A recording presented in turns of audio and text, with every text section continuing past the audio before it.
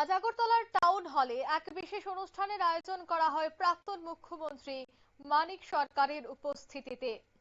মূলত স্বৈরতান্ত্রিক জরুরি অবস্থা জারির 50 বছর, অন্যদিকে নয়া ফেসিবাদ বিপদ শীর্ষক সভা আজ অনুষ্ঠিত হয়, যেখানে প্রধান বক্তা হিসেবে উপস্থিত ছিলেন প্রাক্তন মুখ্যমন্ত্রী মানিক সরকার সহ অন্যান্যরা।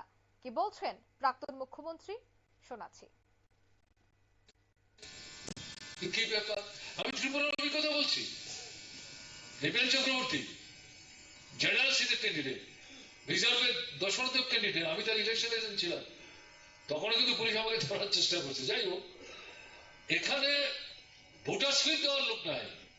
ভোটের আগের দিন রাত 8টা থেকে 11টা পর্যন্ত সাধারণ সীমা হাতে হারিকেন নিয়ে বিরোধা দাস, এখনো তার নাম আমার মনে আছে, সাধারণ মুসলমান নারী সমিতির তার এলাকার যে ছোট্ট টিম, তার মধ্যে অন্যতম সদস্য, তারা বাড়িতে গিয়ে গিয়ে এই ভোটার স্লিপ দিচ্ছে।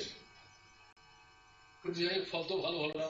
নৃপেন চক্রবর্তী হান্না প্রায় মানে তার জামানতই জব্দ যাওয়ার মতো।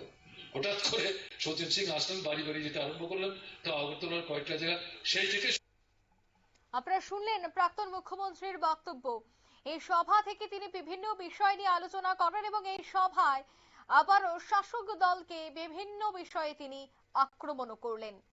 নিয়ে নিচ্ছি ছোট্ট একটি বিজ্ঞাপন বিরতি, সঙ্গে থাকুন।